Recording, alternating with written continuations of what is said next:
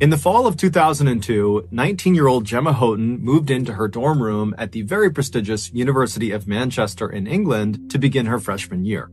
Her first couple of months at the school were relatively uneventful. She spent all of her time focusing on her studies, and so she really had not gone out and met any new people. But in early 2003, so about halfway through her freshman year, she was standing outside of her dorm when this boy she had never met before walked up to her and introduced himself. He was this tall, very handsome, very charming guy. He said his name was Ian Redmond. He was a senior at the school, and he in fact lived in the same building that she did, and so he just wanted to introduce himself. Now, Gemma was not looking for a boyfriend, but she was immediately attracted to Ian, and Ian would later say the feeling was mutual. This chance encounter would ultimately blossom into a full-fledged romantic relationship, one that would ultimately lead to Ian 6 years later proposing to Gemma on Christmas Eve 2009. That same year they got engaged, the couple who had diligently saved money for years and years and years were able to pool their money and buy a house together. It was not a very nice house. It was a fairly beat-up cottage in this little town in England that would need a lot of work, but Ian and Gemma were actually very excited to do the work. They looked at this as an opportunity to make the house exactly the way they wanted it, and it was a chance for them to spend some quality time together. So for the next 2 years, during all of their free time, Ian and Gemma would work on their home, and then finally in August of 2011, right before their actual wedding day, they finished the renovation. Their home is done. And so they get married, and then literally right after their wedding, instead of going right into a honeymoon, they just moved right into their dream home that night. And so for the next couple of days, the newlyweds got to enjoy being husband and wife for the first time inside of their dream home, and then it was time to go on the honeymoon. In addition to having set aside money for the down payment on their home, the couple had also set aside money for this honeymoon. They wanted it to be an amazing vacation. And so what they decided to do for their honeymoon was to go to Seychelles, which is this island nation in the Indian Ocean, which many say has the most beautiful beaches in the world. So on August 10th, the couple hops on a plane and they fly to Seychelles. And when they land, they check into their resort, which is this unbelievable place that overlooks this perfect beach with white sand and crystal clear waters. And then after getting checked in, the couple goes down to a restaurant and they're having a bite to eat. And as they're sitting there, they're probably thinking to themselves, this is going to be the best vacation ever. During the first week of their trip, the couple was very active, spending lots of time exploring the island and going out on different excursions and going to lots of restaurants. They were just all over the place. And so come Tuesday, August 16th, which was the start of their second week and final week of this honeymoon, the couple was kind of tired from all the activity. And so they decided they would just have a lazy day at the beach that day. And so the couple grabbed their swimsuits and their towels and their chairs, and they left the resort and headed down to the beach right outside. And then after finding a decent spot on the sand, they set up their chairs and towels, put their stuff down. And Gemma, she laid down on one of the chairs to begin sunbathing. And Ian, he grabbed his fins and his snorkel, and he kissed Gemma on the cheek and said he was going to go down to the water and go for a swim. Gemma remembers watching Ian as he walked across the beach and stopped in front of the water and put on his big fins and got his snorkel on, and then he kind of awkwardly duck walked his way into the water. And Gemma remembers just smiling and laughing to herself watching him awkwardly do this, and then thinking to herself how lucky she was to be married to such an amazing guy. She really loved him so much. After Ian had finally gotten into the water and had begun his snorkeling journey, Gemma laid back and began to doze off to sleep. A little while later, though, Gemma suddenly woke up to the sound of what almost sounded like someone sneezing really, really loudly. And so instinctively, she sat up and scanned the waterline for her husband, but all she saw were other tourists in the water swimming and snorkeling and doing all sorts of stuff. She couldn't find Ian. And then she heard a male voice calling out for help, and it was coming off to the right towards the top of the beach, pretty far away from her. And she turned and she saw Ian. Ian was about 60 feet off of the sand, so he's well out into the water, and he appeared to be kind of hunched forward with his arm kind of in the water, and he's waving his other arm in the air. It was like he was stuck on something, and before Gemma could get up and run to him or help him in any way, Ian just begins to scream at the top of his lungs. When Ian began screaming, there was a surgeon who was also on vacation at this beach who was in a boat near where Ian was. He hears the scream and he boats over to Ian, and he and the guy who was in the boat with him manage to pull Ian out of the water. They get him on the boat, and Ian is alive and he's conscious, but he is missing his entire left arm. He's missing the majority of his left thigh, and there was a huge chunk missing from his midsection. It would turn out Ian had been attacked by a bull shark, one of the most aggressive sharks in the world. That sneezing sound that Gemma had heard that had startled her awake was the sound Ian had made through his snorkel when the shark bit down on him. The surgeon rushed Ian to the shore and pulled him out and got him onto the sand and began trying to save his life. At the same time, Gemma had come running up the beach and she managed to push through the quickly forming crowd, and she drops down next to her husband. And Ian at this point is alive and he's conscious. He's very badly hurt, but he's looking up and he's clearly making eye contact with Gemma. And Gemma, she's looking down at her husband and she's making clear eye contact with him. And they don't really say much. It was like this horrible moment where all they could do was just be in the moment together. And so during this kind of silent acknowledgement, Ian would ultimately pass away.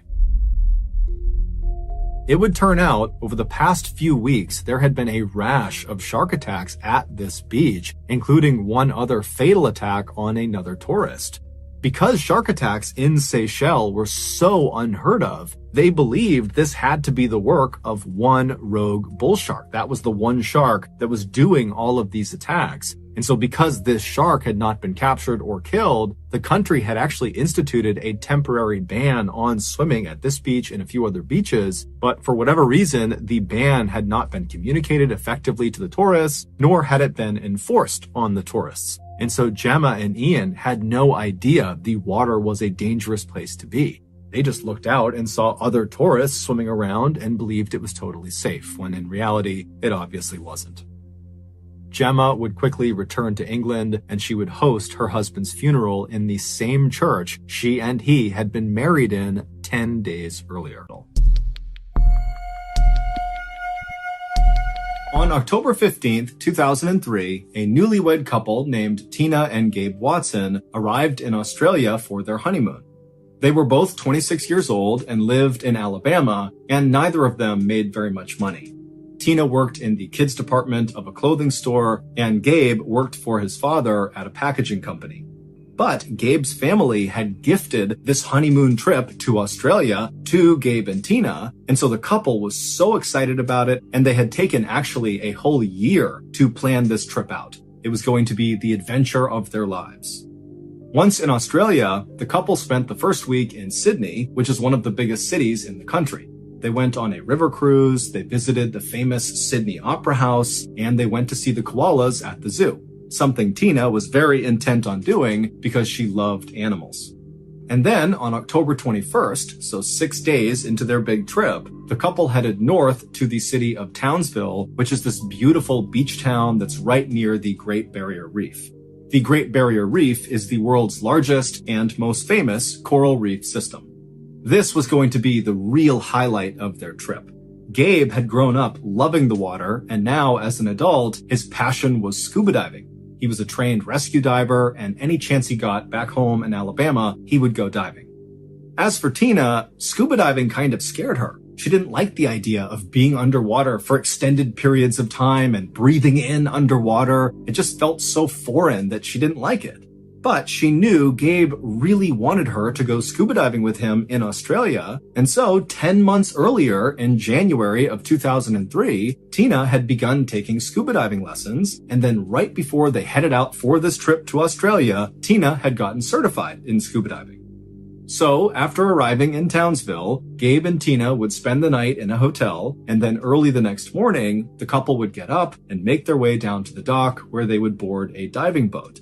This boat was going to take them out into the open water, right over this famous shipwreck called the Yongola, where lots of people scuba dive, and this Yongola wreck is right near the Great Barrier Reef, so it's a truly amazing place to go scuba diving. When the couple actually was out on the open water, they looked around and just could not believe how stunning everything really was. The beach town at a distance was unbelievable, and the water was perfectly clear blue, where they could see thousands of fish shimmering and swimming all around them. Finally, the dive boat came to a stop over the area where the Yongola wreck was, and Gabe and Tina began putting on their dive gear, as did the other 4 tourists who were also on this diving trip. Now, Gabe and Tina were dive partners, which meant for this dive, they were instructed not to leave each other really at any point until they're back on the surface. But initially, once they and the other divers were put into the water, the entire group swam down together 100 feet to the bottom of the ocean where this shipwreck was. And at first, everything was going great. The swim down was easy, and then once they got down there, because the water was so clear and sunlight could reach them, they were able to look at each other and just really take in how spectacular this really was. But unfortunately, Gabe, he looked at his wrist at some point and noticed his dive computer, which tells you how much air you have left and what depth you're at, was malfunctioning. And so he signaled to Tina that he needed to go to the surface and get his computer fixed. And so he and Tina would swim away from the group back up to the surface. And then once on the surface, Gabe was able to talk to the dive leader on the boat, and he was able to get his dive computer fixed. And then after only a couple of minutes of being back on the surface, Gabe and Tina went back under the water and began heading back down towards the rest of the group. And as Gabe and Tina approached the rest of the group, they saw they were all kind of swimming around in dive pairs around the Yongola wreck. And so Gabe and Tina, they got down there and they joined the queue and began as well moving as a pair around the wreck. Back up on the surface, the dive leader, who was up in the boat, was just kind of sitting there waiting for the divers to come back up, when all of a sudden he noticed there was this sudden eruption of air bubbles coming up to the surface. And so he peered over the side of the boat to see what was going on. And Gabe, who had only left the surface after fixing his dive computer maybe 5 minutes earlier, came bombing up out of the water. And when he did, the dive leader immediately noticed that Tina was not with him. And before the dive leader could even ask Gabe what was going on, Gabe, who was obviously very panicked, he ripped off his mask and he began trying to tell the dive leader that something was wrong with his wife, that she had sunk away from him and he couldn't get to her and he needed help.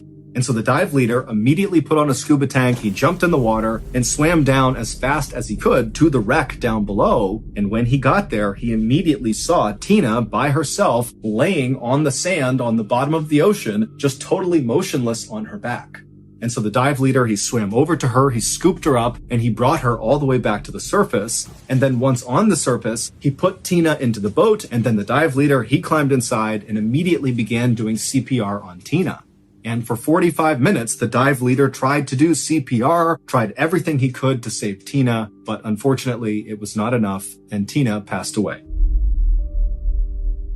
An autopsy would later reveal that Tina had died from something called an air embolism, which is when an air bubble gets trapped in a blood vessel and blocks it. In scuba divers, this can happen from holding your breath for too long or trying to ascend too quickly. One theory about how this could have happened to Tina was based on what Gabe said happened when he and Tina went back down to the wreck after he got his dive computer fixed. He said they got down there, everything was fine, they were swimming around like the other dive pairs, taking pictures, when Tina started to panic, kind of randomly, and she reached out for Gabe, and Gabe said she knocked his oxygen mask off his face, and so Gabe was kind of starting to panic, and he got the mask back on, at which point Tina was kind of floating away from him, and so Gabe, not really knowing what to do, said he went to the surface to get help. And so in that time frame, perhaps Tina, tried to rush to the surface on her own, giving herself the air embolism, or maybe in her panic, she had held her breath, giving herself the air embolism. But it wasn't long after Tina's death was ruled an accident and the case was closed that the other 4 people who were on that dive with Gabe and Tina began reaching out to Tina's family. These divers had seen something very strange happen right around the time Tina died, and they felt like they had to tell someone. One of these 4 divers would tell Tina's family that as they were swimming around the wreck, they saw Gabe and Tina come back down after Gabe had fixed his dive computer, and pretty quickly after they reached the bottom, Gabe seemed to give Tina a hug, like a really strong bear hug. Now, there's no reason any diver would hug another diver underwater, certainly not that hard, unless it was some sort of rescue attempt. And this diver who witnessed this told Tina's family that this did not look like a rescue attempt. It looked like Gabe was trying to restrain Tina, and Tina was trying to get away from Gabe. After a few moments of watching this, the same diver would see Gabe release Tina, and at that point, Tina would go limp and float to the bottom, and Gabe would rush to the surface where he would tell the dive leader that he had this emergency with his wife. This new information led Australian authorities to charge Gabe with murder. They alleged that Gabe intentionally turned off Tina's air and then put her in that bear hug to make sure she couldn't turn it back on again. Gabe, however, has always denied this, saying his wife really just panicked and he was trying to help her but couldn't and then went to the surface. Gabe ultimately pleaded guilty to involuntary manslaughter in Australia and served 18 months in prison. Prosecutors in Alabama then also tried to charge Gabe with murder or something else in connection to Tina's death, but ultimately a judge dismissed the case. On the morning of Sunday, June 17th, 2018, 35-year-old Tristan Baudet pulled his phone out of his pocket to check the weather forecast for Orange County, California. Orange County is this beautiful suburb located right between Los Angeles and San Diego. And this beautiful suburb is where Tristan and his wife, 36-year-old Erica Wu, and their 2 young daughters, aged 2 and 4, called home. And on this day, which was Father's Day, Tristan had gotten up early to check the weather to make sure it was going to be clear that day because he really wanted to take his family out for a fun beach day to celebrate his holiday. And he was in luck because when his app loaded, it showed that Orange County was going to be beautiful and clear all day. Although, even if the weather had come back as rainy and horrible and cold, Tristan was the kind of person who still would have wanted to go to the beach. Because for Tristan, anything outdoors was really awesome. That was his happy place, being out in nature. Whether it was going to the beach or going hiking or camping or just throwing a frisbee around outside, he didn't care. If he was outside, he was good with it. And even though his daughters were still very young, they both already had totally fallen in love with nature just like their dad had, which made Tristan just so happy. Because now he had these 2 little sidekicks that would go with him on all of his outdoor adventures. As for Tristan's wife, Erica, she did love the outdoors, but maybe not as much as Tristan did. But that was okay with Tristan because all he would do is make little adjustments to his adventures to make it more bearable for Erica. Like whenever they went camping, Tristan would totally rough it in a tent right on the ground, but he would bring along a big full-size blow-up mattress for his wife. And this was something that Erica just adored about Tristan. Not that he literally waited on her hand and foot, but rather that Tristan just kind of went with the flow. If his wife wanted a blow-up mattress, that was fine. It didn't matter to him. That was just who he was. He didn't judge people. He was at peace with the world. And in fact, it was that character trait that had originally attracted Erica to Tristan. Erica had met Tristan back in high school when some mutual friends had set them up. Tristan didn't have a date to a dance at his school, and so the friends were kind of like, Erica, go with him. And so Erica would agree to go. And on the night, she actually met Tristan for the first time. She's laying eyes on him for the first time. He was a sight to behold. The summer prior, he had sprouted up like 4 inches or so. So he's super tall, but his body hadn't quite filled out yet. So he's super lanky looking, and he was totally overdressed for this dance. He had on this full tuxedo, and he was not remotely self-conscious. He was only psyched to have a date to this dance. And during this dance, Tristan would just totally rock that tuxedo in all of his gangly glory, as if this tuxedo was made for him. And he would really try hard to make sure that Erica had a good time with him, and she totally did. And so after this dance was over, the pair was inseparable. Erica would go on to study at Stanford and would become an OBGYN doctor. As for Tristan, he would become this wildly successful, widely published scientist with a patent related to vaccine delivery. However, in typical Tristan fashion, he didn't care at all about his resume. It didn't matter that it was completely stacked. I mean, on paper, this guy was just unbelievable. But Tristan never changed his personality. He never changed anything about himself. In fact, his scientist colleagues, who adored him, they used to think it was hysterical that this brilliant chemist, who was on the cutting edge of various cancer treatments and all this crazy research, that guy was actually this big mellow type person who wandered around the lab and started most of his sentences with, "Dude."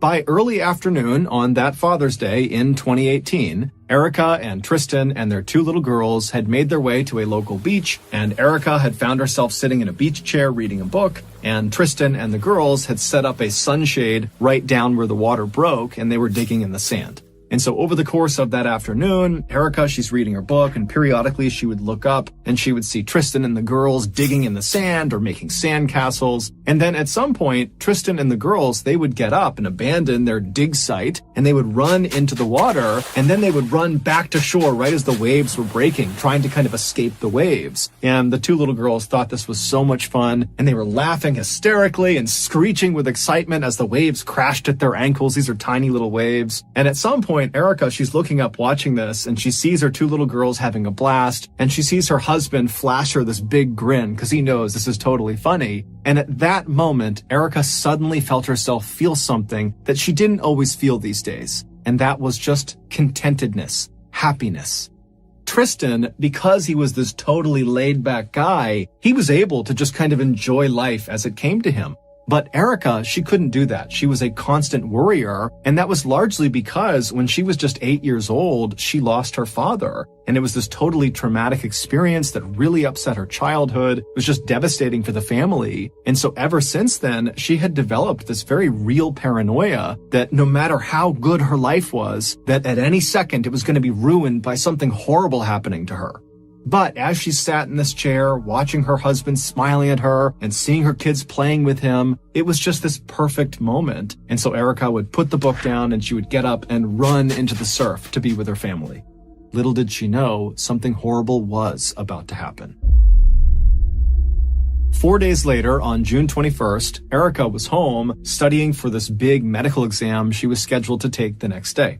But at the house with her was her husband and her two little girls. And so the house was totally chaotic and loud, and it was obvious to Tristan as he looked over at his wife that she was really struggling to focus. And Tristan also knew that they were a week away from moving. They were moving to San Francisco. They had just put a deposit down on a house. They had some family up there, so it was a smart move to make. But they still had a lot to do for this move. And so Tristan's looking at his wife knowing that, the stress levels have got to be through the roof for her. And so Tristan decided he would just take the girls and head out for the weekend to make sure Erica had the time and space she needed to prepare for this test, and also just maybe to be alone and have some peace and quiet. And so Tristan made a couple of phone calls, and then after he was done, he talked to Erica and he told her that he had just made reservations at this campsite up in Malibu, California. Malibu is another beautiful Southern California town located about an hour and a half north of Orange County. It's where a lot of celebrities live. It's a very rich part of California. And he tells Erica that he had made reservations in this campground that's out there, and that he had called his brother-in-law named Scott, who had two young kids himself, ages 3 and 5, and they were all going to go there together and spend the weekend at this campsite. Now, Erica was very thankful for her husband for being willing to do this because she did need the time and space to study. But she immediately was just concerned about it because, Tristan, he would take the girls and go out on all sorts of adventures all the time, but he had never gone camping overnight without her there. And so her reaction was to worry about it. But Tristan, who knew his wife very well, told her, "Don't worry, I will take great care of the kids. It's a place that's totally public. It's an amazing campground. There's loads of people around. It's totally safe." And so eventually Erica was convinced, and so Tristan began packing the car with all the camping supplies and the kids' toys and the kids' bikes. And as he's doing that, and the girls are really excited about this camping trip, Erica still found herself thinking, I hope they cancel this trip, because she just couldn't help feeling like something bad was about to happen to them. But Tristan did not cancel the trip, and after the car was all packed and the girls had been tucked into their car seats in the back seat, Tristan kissed Erica goodbye and said he would see her in a couple of days, and good luck on your test tomorrow. And with that, Tristan hopped into the car, he backed out of the driveway, and Erica watched as he pulled up the road and headed north towards Malibu. After studying well into the night, Erica finally went to sleep, and then the next morning she got up early because she was nervous about the test, she was anxious about her husband and her kids, and so she's up early and she's getting ready, and as she's getting ready, she hears a loud knock on the front door. She looks at her clock and she sees it's 6:45 in the morning, and there was no reason for anybody to be knocking on her door that early in the morning, maybe unless it was Tristan, but he wouldn't be knocking on the door, he'd just be coming inside. And so apprehensively, she walked out of her room and went to the front of the house, and then she opened the front door. And as soon as she saw who was standing there, she knew something was wrong. Erica would later reflect on this moment when she opened the door, and even though it didn't make sense and it was irrational, she would sometimes think to herself, what if I had just never opened the door? Would this nightmare have really happened? But Erica did open the door, and standing out there was her sister-in-law, Priscilla, who was there unannounced. She lived an hour and a half away, and she looked very frazzled and upset, and she would give Erica absolutely heartbreaking news. News that was so earth-shattering that Erica literally couldn't comprehend it. Like, this cannot be true. There literally has to be a mistake. But there was no mistake. Erica would not take her medical exam that day. Instead, she would hop into the car with Priscilla, and they would drive to Malibu. The day before, Tristan and his two little girls, after driving for about an hour and a half, arrived in Malibu at the entrance to the Malibu Creek State Park. Now, when most people think of Malibu, they just think of the beautiful properties lining the beach. They think of celebrities and rich people and exclusivity. And that's all true, but what a lot of people don't know about Malibu is that just outside of the kind of main Malibu area is this totally wild area, this very rugged terrain, all these canyons, all these heavily forested areas. It all kind of butts up against the outside of Malibu. And in this totally rugged area is where the Malibu Creek State Park is. So Tristan and Scott, they arrive at the gates of this park that leads into this wilderness, and they check in with the park rangers up front, and they are directed to their respective campsites that they had reserved. They had reserved 2 sites right next to each other. And all a campsite is, usually, is just a square little plot of land with nothing in it, and it's a place where you put your tent on, and sometimes there's a fire pit inside of it. It's really sparse. And so Tristan and Scott, they thank the park ranger, they drive all the way across the campgrounds, they get to their designated spots, and right away Tristan's like, these are just not very good campsites. They were located right near the porta potties, so kind of smelled bad, and there was lots of foot traffic right in front of their sites, and their site was kind of at a tilt too, so just overall it was not ideal. And so Tristan said this to Scott, and Scott decided he would just go talk to the park rangers again and see if they could change their campsites. And so he went to the front, talks to the park ranger, and they say, no problem. There's actually 2 open campsites on the other side of the park. We'll just swap your reservation. And so Tristan and Scott and the kids, they make their way to these other 2 campsites, and these are perfect. They're kind of tucked up at the base of this huge canyon. There are no porta potties nearby, so no foot traffic. It's very private, and the land was totally flat. And so the men are totally happy with this, and they start getting their stuff out of their vehicles and setting up their tents, and the kids are running around playing and riding their little bikes around. And then after their campsites were mostly set up, Scott and Tristan made a fire in the fire pit that was located roughly between where the 2 tents had been set up. And so Scott was sleeping with his 2 sons in his tent, and Tristan would be sleeping with his 2 girls in his tent. And so they get this big fire going, and then all the kids and the adults, they sit around the fire, and they start roasting hot dogs and making s'mores, which is marshmallow chocolate and graham cracker. And the dads are telling funny jokes and spooky stories too. And before long, the kids are just totally exhausted. And so Scott and Tristan both take their kids and put them to bed inside of their tents. And then after the kids are tucked in, the 2 men come back to the fire, and Tristan, who had packed pre-made cocktails, he pulls those out and he shares one with Scott. And then the 2 men just enjoyed each other's company, sat around the campfire, chatted for a while. It was mostly Tristan talking about his upcoming move to San Francisco, but Scott was happy to just listen. And then at some point, the 2 men were just totally exhausted, and they decided it was time for them to go to bed. And so they put out the fire. Scott would hug Tristan and tell him that he loved him, and then the 2 men would leave the campfire and go to their respective tents. As Scott climbed into his tent with his 2 sons, he turned and looked out the open flap of his tent across the fire pit towards Tristan's tent, and he saw Tristan climb into the tent with his girls. And so after he sees Tristan get into his tent, Scott zips up his own tent, and he lies down, and within 10 or 15 minutes, Scott is fast asleep. Just before sunrise the next day, so around 4:45 a.m., Scott suddenly woke up. He thought he heard a loud sound, but he couldn't place the sound, and so he's just laying there. It's still dark outside, and as he's kind of getting his bearings, he realizes one of Tristan's daughters is crying in her tent. Now, this was not cause for alarm necessarily, because Scott just thought, whatever she was upset about, Tristan would certainly calm her down any minute, and she'd be okay. But as Scott was laying there with his two sons sleeping right next to him, Tristan's daughter just continued to cry.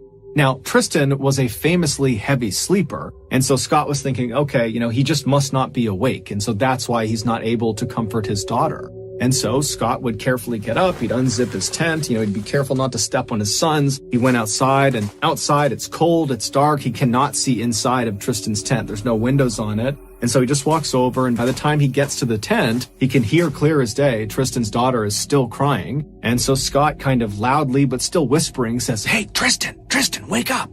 But Tristan doesn't wake up. And so with Tristan's daughter still crying right on the other side of the nylon of this tent, Scott decides to just open the tent up and look inside. And so he walks around to the front of the tent, he unzips the tent, and he looks inside. Now, it's too dark, he can't really tell what he's looking at, but even with the minimal light, he could tell that Tristan was clearly still sleeping right in the middle of the tent, and positioned on either side of him was his 2-year-old daughter and his 4-year-old daughter. And from the looks of it, the 2-year-old was crying, and the 4-year-old, who was also whimpering, was doing her best to comfort the 2-year-old. And so Scott's looking in, wondering what's going on, when the two little girls, they turn and look up at Scott, and when they see him, they just start saying, "Wet, wet, wet."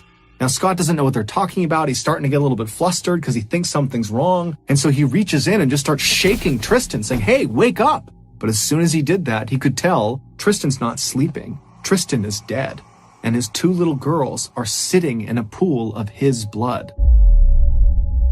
Right before Scott had woken up, someone who was standing near the campsite had fired a gun several times, and one of their bullets went into Tristan's tent and struck him right in the head as he slept next to his daughters. Roughly 2 hours after Tristan was killed, Priscilla showed up on Tristan's doorstep to tell his wife, Erica, what happened, that her little girls were about to grow up without a father, just like she did. This news absolutely destroyed Erica. A 42-year-old man named Anthony Rauda would be arrested and charged with Tristan's murder. Rauda had a long criminal history, and at the time of Tristan's murder, he was living illegally in this park up in the canyon nearby, and when he was arrested, he was in possession of a gun that was ballistically linked to the bullet that killed Tristan. His trial is still ongoing because Rauda keeps firing his defense attorneys, which delays the trial. While Rauda has said he's innocent, he didn't do this, his behavior in court so far has not made him look any more innocent. He has been so violent and erratic during the initial court proceedings that when he goes into court, they have to strap his wrists and his legs into a chair and put what's called a spit hood over his head, which prevents him from spitting on people and biting people. Assuming he was the shooter, that he was responsible for shooting Tristan, which most people believe he was, and there really is an enormous amount of evidence that supports this, but again, his trial is still ongoing. But if we assume he was the shooter, the theory is it was completely random. He did not know Tristan. He basically just fired his gun either intentionally into the tent or recklessly, and he just happened to fire into the tent. But either way, one of his bullets struck Tristan in the head and killed him, meaning Tristan was literally just in the wrong place at the wrong time. And if this case wasn't heartbreaking enough, one more distressing detail is that this shooting was not the first shooting in or around this campground. In the year leading up to Tristan's death, there were an astounding 6 other shootings, 2 of which happened literally in the campground right where Tristan was killed. Now, none of these other shootings were fatal, but in all 6 cases, the shooter or shooters were never caught, and the Malibu police just kinda didn't investigate. It wasn't until Tristan got shot and killed in this campground that the stories of all these other shootings that never got solved came out, and people are looking on a map saying, wait a minute, there's all these shootings unsolved with a rogue shooter or shooters out and about right here, right over this campground, and we haven't shut down the campground, and we haven't told the public that there's potentially a uncaught shooter roaming around this campground? Why is that? In the meantime, Erica has filed a $90 million lawsuit against several agencies saying that her husband had no idea there was this threat of an uncaught shooter at that campground, and had authorities put any sort of warning up, Tristan never would have taken his kids inside of that park, and he would be alive today. Her lawsuit is still ongoing. In the summer of 2013, a young woman named Katie and her father decided to go camping at one of their favorite campgrounds in the Sierra Nevada mountain range. Katie loved going camping with her father because he was this totally accomplished outdoorsman, and he used to be a wilderness guide for much of his life, and so she just always felt like she was in great hands whenever she was out in the wild with him, and she had kind of become a fairly accomplished outdoorswoman herself. When they arrived at the campground, the parking lot was packed with cars, and they're like, shoot, I wish we'd called ahead a couple weeks ago and reserved a site because they're probably not even available now. But they went to the front desk and they were like, you're in luck, we have one available, but it's the one that's way over there. It was this one campsite that was kind of isolated from the rest of the campground. It was far away from the bathhouse, it was far away from where you go swimming, and it was far away from the parking lot. It was just like really inconvenient. And whenever they came camping here, it was like the one site they didn't want to use. But beggars can't be choosers. They were happy to even have a site. And so they drove all the way down this little road into this very isolated campsite, kind of in the middle of this forest. Once they got there, they began setting up their respective tents because they were not going to be staying in the same tent. They each had these very small backpacking tents, which were so small that you could either zip it up all the way and stay warmer and more protected, but you had to sleep in a ball because your legs would not fit otherwise. Or you could unzip the front of your tent, and when you lay down, you could extend your legs fully, but your legs are protruding outside of your tent. So you could only do that in warmer weather and if you were comfortable having your legs poking out into the wilderness. After they set up their tents and they get their coolers set up and they have all their stuff kind of the way they want it, they go out hiking for the rest of the day. When they come back, they're totally exhausted, they fall asleep, and nothing of note occurs over that first night. The next day they get up, they go back out, they go hiking all day all over again, and they come back that night and they are totally exhausted again. And they get into their tents and they go to bed. And this night, something of note would happen. At about 3 a.m., Katie wakes up and she hears footsteps walking towards the campsite from a little ways off. They're in the woods somewhere. And she's thinking, okay, it's got to be my father because he's diabetic and every night he gets up to go to the bathroom maybe 3-4 times. And he probably was just walking to the bathhouse and now he's walking back. But she realizes the bathhouse is over here, not over here. So what is he doing walking towards the campsite from this side?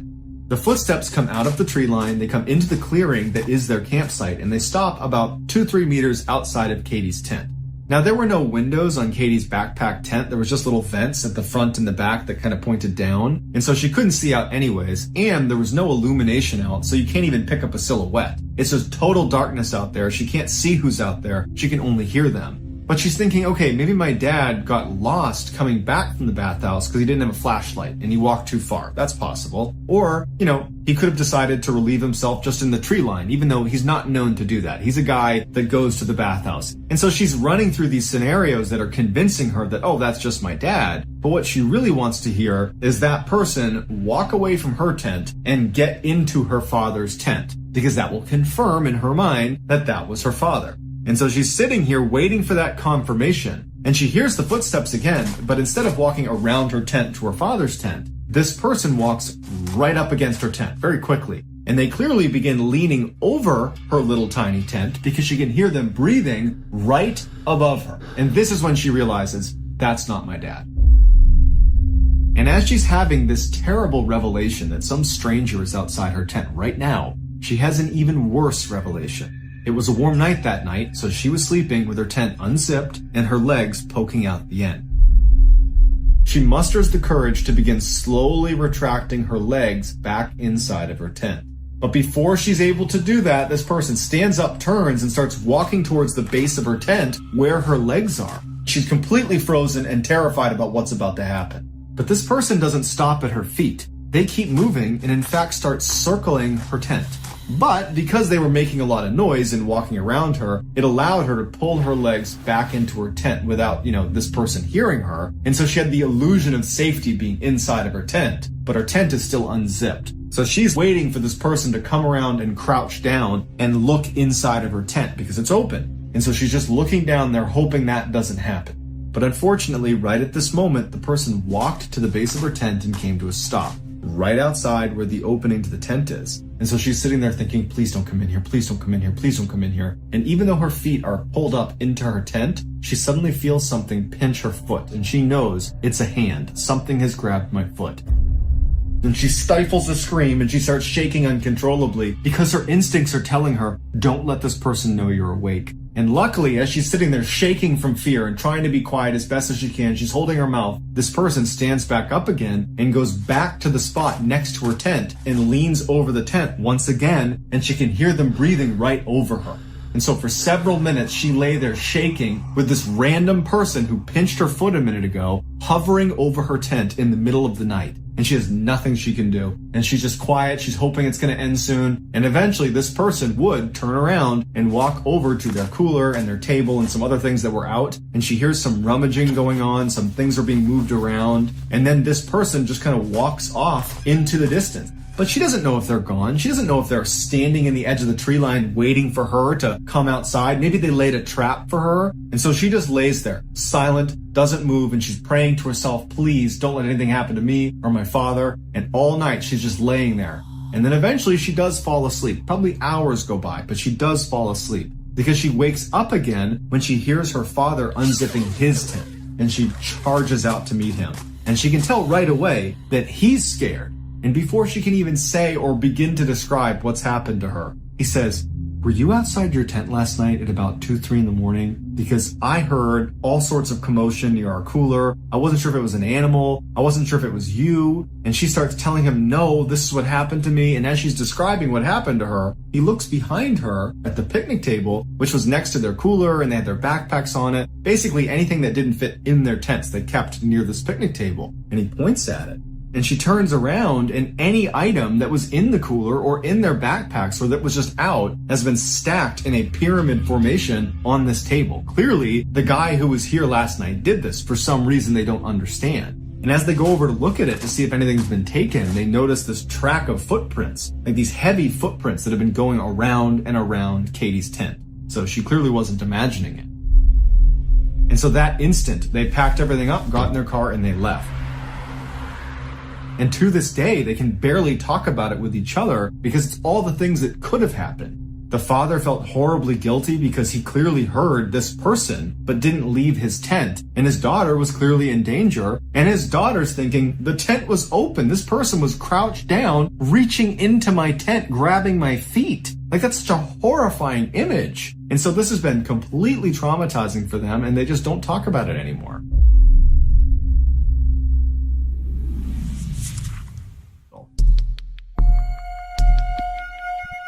In 1982, a very outdoorsy teenage girl and boy who had recently started dating decided to go camping in Maine.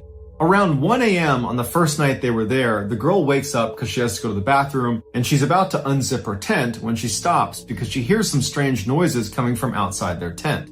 It wasn't that loud, but it sounded distinctly like something was digging in the ground. But she really had to go, and she figured, you know what, it's probably just some small animal or something. And so she begins to unzip the tent, and there's a little bit of moonlight that night, and there was a clearing outside of their tent. So the moonlight's pouring through, so she has plenty of illumination. And so she looks through this tiny hole, and she can't believe what she sees. It is a grown woman squatting down about 2 or 3 feet away from their tent. Her back is to them, so she can't see that she's looking through the tent, and she's feverishly digging into the ground in front of her.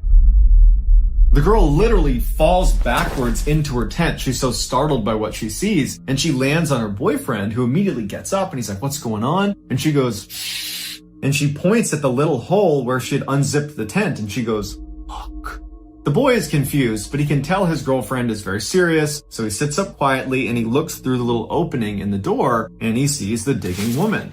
The boy recoils and looks at his girlfriend and he's like, what is going on out there? He takes a flashlight and she's telling him, don't do it. And he opens up the tent a little bit more and he aims his flashlight directly on this woman. And this gets her attention and she stops digging and she stands up slowly and she turns around and faces them and she's got no expression. She's not giving them any indication why she's there. She's not acting aggressive. She's not acting scared. She's just completely neutral. And she stands there staring at them for quite a while before turning around and just walking away from their campsite.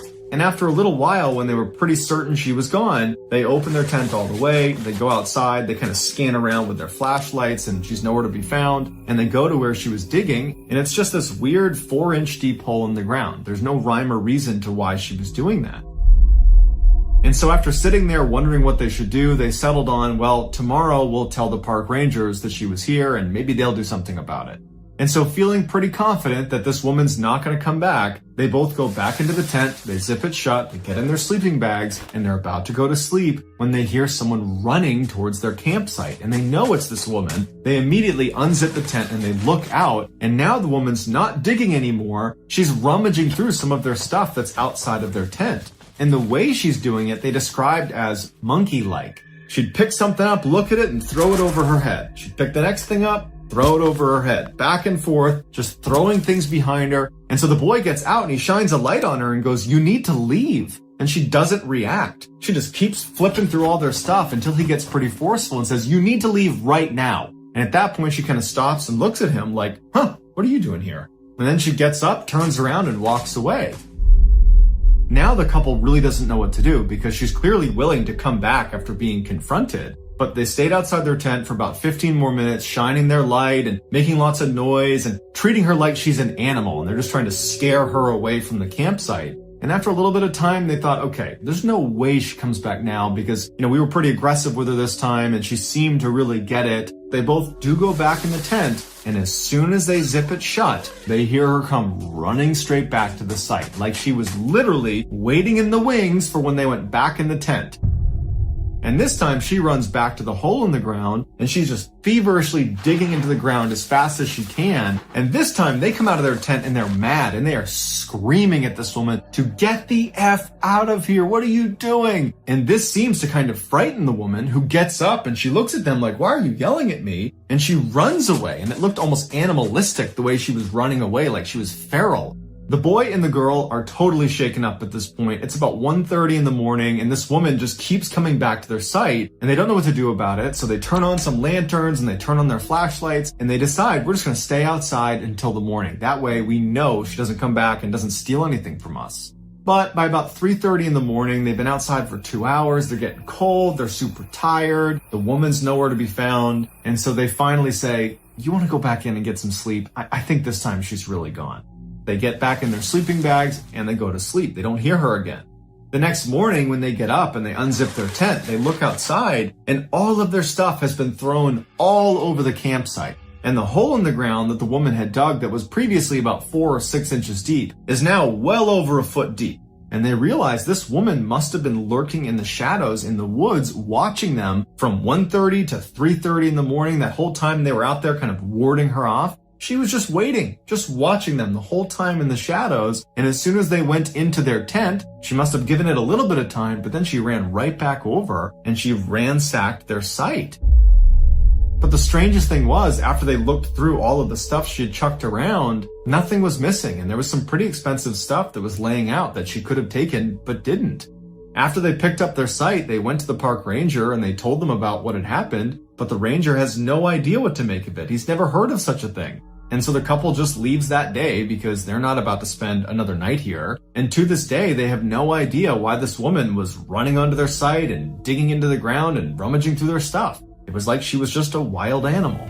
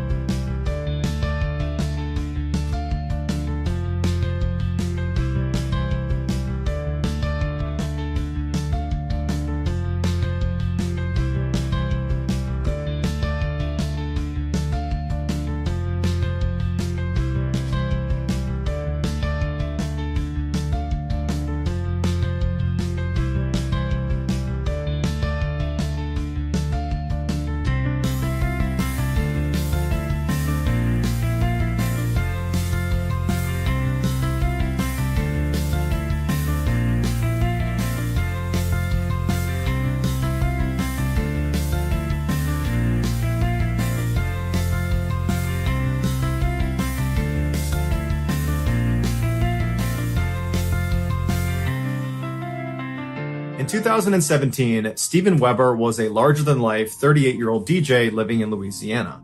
That year, through a mutual friend, he met Kenesha Antoine, who was a 38-year-old lawyer also living in Louisiana.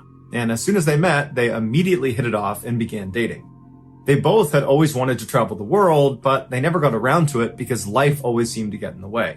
But now that they had each other, and so therefore had travel partners, they decided they couldn't wait any longer, and so they created a bucket list of all the places in the world they wanted to go, and then over the next couple of years, they began checking places off their list. In 2019, when Kenesha was going to turn 40, they decided they needed to go somewhere really special to celebrate. And so they checked their bucket list to see where they hadn't gone yet, and they ultimately settled on going to East Africa because there was a resort there they had always wanted to stay in. It was called the Pemba Resort, and it was famous for their underwater room. They literally have a 2-story cabin floating 300 meters off the coast. Its main floor is at surface level. It's got a beautiful couch that looks out over the water, and you can take the stairs up to the roof of the main floor where there's another couch and you can stargaze and look out 360 degrees, and there's no other cabins out on the water. You're completely isolated. And then if you go back down to the main floor, there is a ladder that goes straight down 10 meters into the master bedroom, and it's completely underwater. All 4 walls have these huge windows that look out directly into the beautiful Indian Ocean. To stay in this cabin for one night costs $1,700, and so Steven and Kenesha decided they would only splurge on it for one night at the end of their Africa trip. So in September of that year, the couple flew out to Africa, and for over a week, they enjoyed sightseeing and going on safaris and eating nice food, and then at the end of their trip, it was time to head out to the underwater room. So they got to the Pemba Resort on the mainland, they checked in, and then they loaded into a boat and were brought out 300 meters to their actual cabin out on the water. And then after the boat left them there, Kenesha got out her phone and began filming. And she filmed as the two walked around and they looked at the amazing view. They went onto the roof and they're looking all around and they're laughing because it's so unbelievably beautiful. And then at some point they make their way down that ladder down into the master bedroom underwater. And the two just can't stop laughing because it was so bizarre and just so incredible being down there. There were fish that were coming up to the glass and just staring at them. They just couldn't believe what they were seeing. And then at some point, Steven makes a joke that a shark was coming, and Kenesha turns around and then sarcastically laughs at him and says, "Oh, okay, haha, yeah, a shark." And then she turns off the recording.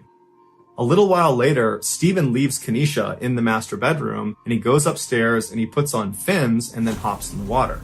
Kenesha, who's still down in the master bedroom, is surprised when she sees her boyfriend on the other side of the glass, out in the Indian Ocean. And so Kenesha just grabs her phone and starts filming him because she knows he's up to something. And then at some point, Steven pulls out a plastic bag with a handwritten note inside of it, and he presses it up against the glass so she can see what it says.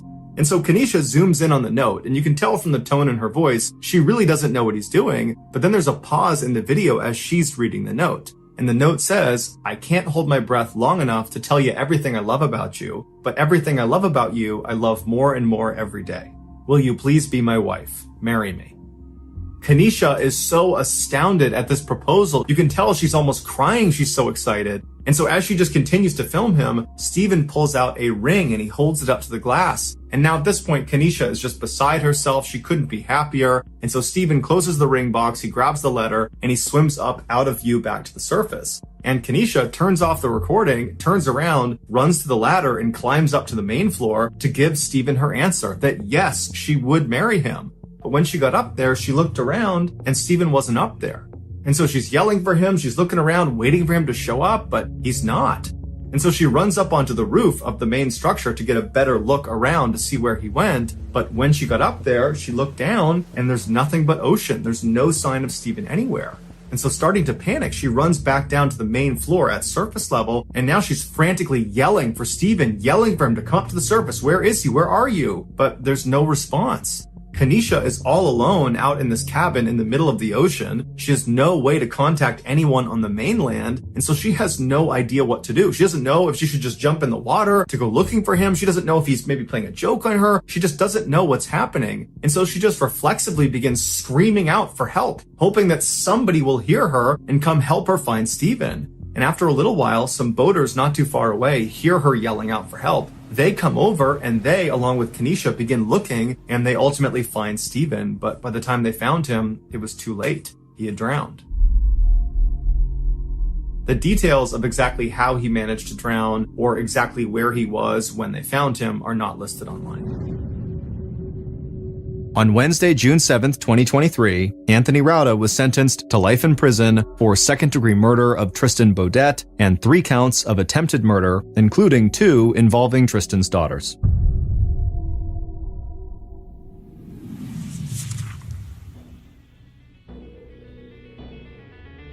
Thank you for listening to the MrBallen podcast. If you got something out of this episode and you haven't done this already, please release a horde of angry emus into the Amazon Music follow button's house while they're at work.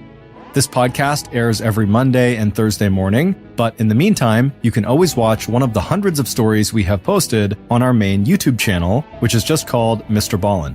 We have a registered 501c3 charitable organization called the MrBallen Foundation that honors and supports victims of violent crime as well as their families. Monthly donors to the MrBallen Foundation Honor Them Society will receive free gifts and exclusive invites to special live events. Go to MrBallen.Foundation and click Get Involved to join the Honor Them Society today. If you want to get in touch with me, please follow me on any major social media platform and then send me a direct message. My username is just @MrBallen, and I really do read the majority of my DMs. If you want to check out our merch, join our Discord server, or just see what's going on at Ballen Studios, head on over to our brand new website, ballenstudios.com. So that's going to do it. I really appreciate your support. Until next time, see ya.